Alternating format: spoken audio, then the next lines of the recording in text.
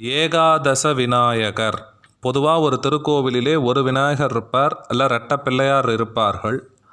ஆனால் வேலூரிலே இருக்கக்கூடிய சேம்பாக்கத்திலே 11 பிள்ளையார்கள் ஒரே திருக்கோவிலுக்குள்ளே கர்ப்பகிரகத்திலே எழுந்தருளி இருக்கிறார்கள். அனைத்துமே ஸ்வயம்பு மூர்த்தங்கள், உளி கொண்டு செதுக்காத ஸ்வயம்பு மூர்த்தங்கள். 11மே ஓங்கார வடிவத்திலே அமைந்திருப்பது கூடுதல் சிறப்பு. ஆதிசங்கர பகவத்பாதால் ஸ்ரீசக்கர பிரதிஷ்டை செய்திருக்கக்கூடிய திருத்தலம். வன்னிமரம் ஸ்தல விருட்சம். பல ஆண்டுகளுக்கு முன்பே கால மாற்றத்தின் காரணமாக 11 ஏகாதச விநாயக பெருமான்களும் பூமிக்குள்ளே புதைந்து போயிருந்தார்கள். துக்கோஜி என்கிற மகாராஷ்டிரா மந்திரி அந்த வழியாக ஒரு ராத்திரி வேளையிலே சேரட்டில் போய் கொண்டிருந்தார்.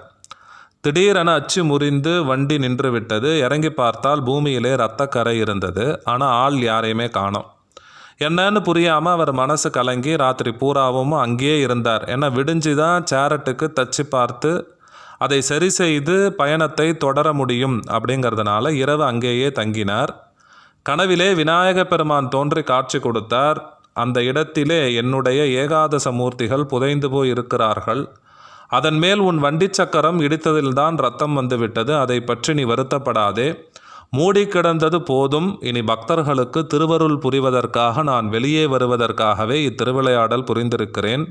என்னை வெளியே எடுத்து திருக்கோவில் அமைத்து கும்பாபிஷேகம் செய்து எனது திருவருளை பெறுவாயாக அப்படின்னு விநாயக பெருமான் கட்டளையிட துக்கோஜி ரொம்ப சந்தோஷப்பட்டு விநாயக பெருமானுக்கு அழகான திருக்கோவிலை அமைத்து திருக்குடமுழக்கு செய்திருக்கிறார். அப்பேற்பட்ட ஒரு சிறப்பான திருக்கோவில் இந்த விநாயக பெருமானுடைய திருக்கோவில். இன்றைக்கும் மூலஸ்தானத்தில் இருக்கக்கூடிய வரசித்தி விநாயக பெருமானுடைய முதுகு பகுதியிலே அந்த சேரட்டு வண்டியுடைய அந்த தடமானது நாம் தரிசிக்க முடியும் அப்படின்னு சொல்லுகிறார்கள்.